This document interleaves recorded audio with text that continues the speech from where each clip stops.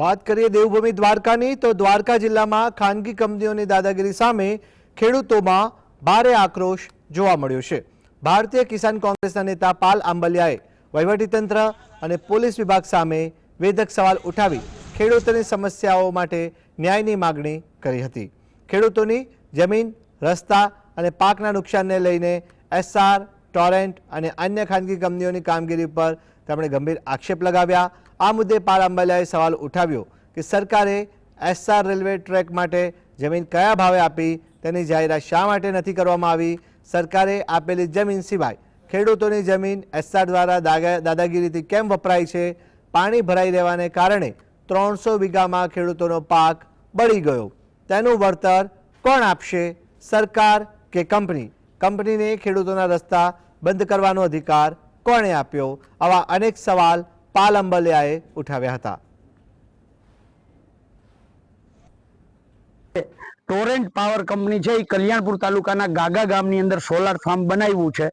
ત્યાં ખેડૂતની એમની પાછળ જે ખેડૂતોના 101 વીઘા જમીનની અંદર જવાના રસ્તા ખેડૂતોના બંધ કરી દીધા છે અને જે દિવાલ કરી છે, દિવાલના કારણે કુદરતી જે પાણીનું વહેણ હતું એ બંધ થવાના કારણે 200 થી 250 વીઘાની અંદર ખેડૂતોના જે કપાસ વાવેતર હતું, આ કપાસ સંપૂર્ણ બળીને ખાક થઈ ગયો છે।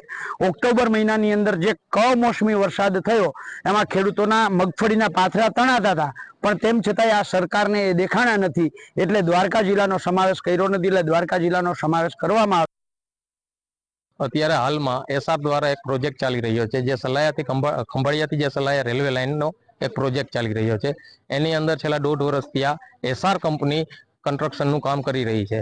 એની અંદર જે અમારા મુખ્ય માર્ગો છે, એક ગામથી બીજે ગામ જવાનો રસ્તો, એક સીમમાંથી બીજી સીમમાં જવાના રસ્તાઓ અત્યારે તદ્દન બંધ કરેલા છે એ લોકોના કન્સ્ટ્રક્શન કામના લીધે, જેથી સોળસલા તથા કુબેર વિસોત્રી ગામને પારાવાર એની પ્રજાને મુશ્કેલીઓ પડી રહી છે।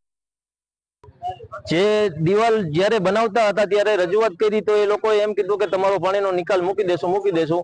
અત્યાર સુધી કોઈ નિકાલ મૂક્યો નહીં અને એક ડેમ જેવી પરિસ્થિતિ બનાવી દીધી, જેના કારણે જે વરસાદ પડવાથી એ પાક નિષ્ફળ થયો અને અત્યારે એને વાત કરી તો એ લોકો